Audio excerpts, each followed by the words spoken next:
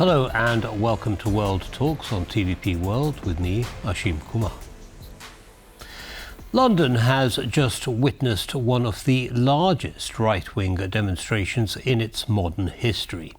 More than 110,000 people joined the Unite the Kingdom march, led by anti-immigrant activist Tommy Robinson, with violent clashes leaving over 24 police officers injured. At the heart of the protests, Britain's asylum policies, the housing of migrants in hotels, and a surge in anti-immigration sentiment that is reshaping politics across Europe. Joining us is Rafał Pankowski, co-founder of the Never Again Association and professor at Civitas University in Warsaw. Professor, thank you very much for joining us. Welcome. Thank you. Okay, so initial impressions, Rafał, of this march. Some estimates put it at 150,000 people, so clearly quite big. Clearly quite a widespread sentiment. Your thoughts? Well, apparently it is the biggest far-right march, demonstration, gathering in the history of Britain. So yes, it is already important to note. But of course, it's not the only such event organized by the international far right in the last years and decades. And we actually have seen bigger marches organized by the far right in Warsaw on the 11th of November, the Polish Independence Day. But I think what is interesting and important about all those marches is the international aspect, because these are not just events bringing together nationalists from one country. These are international gatherings of far-right activists. I want to talk about the international aspects in just a second, but before we move there, I mean, we look at pictures of the protests and we see people, old ladies, old gentlemen, and they've come from Scotland and everything. It doesn't strike you as the typical picture of far-right activists, with aggressive clothes and haircuts and all of that. Do you think it's possible that this is actually a sentiment that extends beyond the far right to the average man or woman in the population? Well, of course, it depends a little bit on how we define the far right, yes? And you rightly pointed out that the sort of old image of the far right associated with a certain subculture, the skinheads, etc., it's no longer necessarily so valid. So yes, what has happened in different countries across the world is the infiltration of what we may call far right ideology into the more mainstream society and across generations and other characteristics. And of course, this is what we have seen here. Right. Okay. Now, I mean, your organisation is called Never Again, and of course, that's something that's it's a slogan from Israel after the Holocaust and Israel's, but not. At the, looking at an interesting photograph on Reuters just earlier on, and I noticed that there were Israeli flags amongst these protesters and Georgian flags and so on. And I couldn't understand how that would jibe with, again, our traditional vision of the far right. Is the far right changing? Okay, that is interesting and also a potentially important aspect. I agree. Well, Never Again is a kind of universal anti-fascist slogan, of course, has a universal meaning in many places across the world. But of course, some of the constellations of the internationalization of the far right can be surprising, and you just named one of those paradoxes. Well, today the far right is a truly global movement, and even the presence of those flags illustrates the fact that right-wing extremists can work together across borders. Which, of course, is a paradox, because they at the same time claim to defend the national interest, the borders, the identity, and so on. But what is actually happening is a very fast-paced internationalization of that movement, and this is what we have seen in London. Understand. I'd like to move on now to the violence. Much has been reported on that, and we'll start with a soundbite from Keir Starmer, the British Prime Minister. I think that's coming up now. People have a right to peaceful protest. It is core to our country's values, but we will not stand for assaults on police officers doing their job, or for people feeling intimidated on our streets because of their background or the colour of their skin. Britain is a nation proudly built on tolerance, diversity and respect. Our flag represents our diverse country, and we will never surrender it to those that use it as a symbol of violence, fear and division. Now, Rafa, I think most right-thinking people would agree with those sentiments wholeheartedly.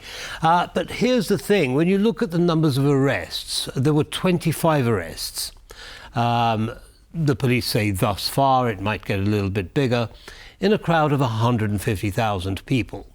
How significant is the violence relative to the size of the protest? Well, I see. I think it would be a surprise if there was no violence and no arrests, and especially with this kind of gathering, with this kind of ideology. I'm afraid violence is usually part and parcel of the event. And once again, we have seen it over and over again in Warsaw around the 11th of November, which is an event organized by ideologically similar groups and with the participation of some of similar groups. In fact, the organizer of the march in London is known to have been a visitor to the marches in Warsaw, which I think in many ways inspired this event. And I would say whoever brings people together under the banner of xenophobia and hostility to minorities or migrants or refugees, we can always expect violence But the proportion of violence was very, very small. I mean, there was a pro-Palestinian march where almost 900 people were arrested. So you know, I'm just wondering, you know, what it was that you know has really hit a nerve in terms of the headlines that we see about this march. Some of the comments I have seen indicate that this time the British police took a rather soft touch approach to handling the march. I think overall the British police, they have quite a long record of experience dealing with hate crime and far right groups. You know, going back to the Lawrence inquiry and other experiences from the past. So I think that by and large they know, or they should know, how to handle such situations. But the question might be what will happen next. Will there be more such street marches, possibly leading to more violent incidents?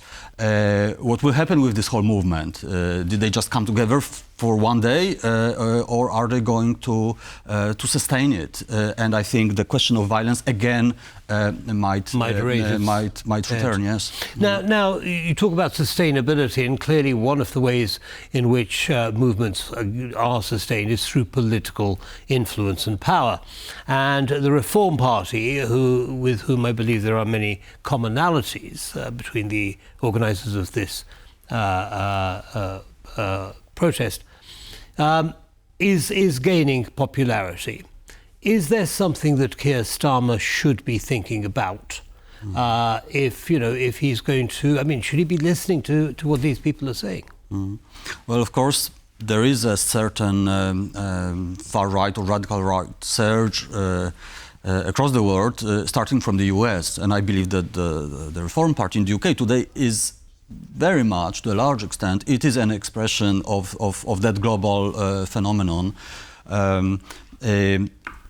But I think the future is still unwritten, and the outcome is still very uncertain. Reform, they may seem a popular party in the polls today, but when it comes to the actual vote, it's far from certain they will be very successful, because that has happened on a number of occasions in the past. There's no doubt about it, but there is still a message that perhaps we should be paying attention to.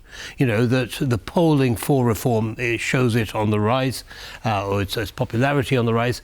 But, you know, I go back to the original question. Is there something that Labour should be doing differently to what it is now to take account of this message that the protesters are putting out? Well, I think there is a certain crisis of trust in institutions and the political system, which is not, again, not only a British problem today. And I think the different populist movements in different countries, they definitely exploit this this context of a crisis of social trust. Now, I think that the British case is a little bit special in the sense that those institutions have a very long history. And to undermine them may be harder than in some other cases, let's say Hungary. So I believe that the strength of the liberal democratic tradition in Britain, among other things, means that it is much more difficult for an extremist or a populist movement to have an impact on the system. Understood. Now, you mentioned the internationalism, if you like, of movements similar to the one that we saw in London. Now, a few minutes ago, I was talking to former ambassador Nick Held, German ambassador, and to Poland, and he was discussing the rise of the AfD in recent local elections in Western Germany. What is it that is showing, that is reflecting itself across Europe and perhaps further afield in this part of the political spectrum? Well, absolutely. AfD is very relevant here, not least because one of the main speakers at the event in London was a politician from AfD, which is not a coincidence, of course, because those different movements have a lot in common. By the way, there was also a speaker from Poland, from the Law and Justice Party, right. Dominik Tarczyński. So yes, it is definitely a pan-European transnational movement. But what those different actors have in common, I believe, is a certain hostility against the very idea of social diversity. And I think that the sort of preference for homogeneity is what brings all those different politicians and parties together. And of course, the expression of that hostility is in many ways influenced by the historical context and the national context, the political traditions and so on. But they have something in common fundamentally, which is hostility against otherness, against difference, against diversity as such. So that's a common thread. Professor, unfortunately, we're going to have to stop here. The time has run out, but do come back and let's continue our discussion soon. Thank you very much for taking the time. And that brings us to the end of this episode of World Talks. Don't go away, though. Lots more coming up. Goodbye.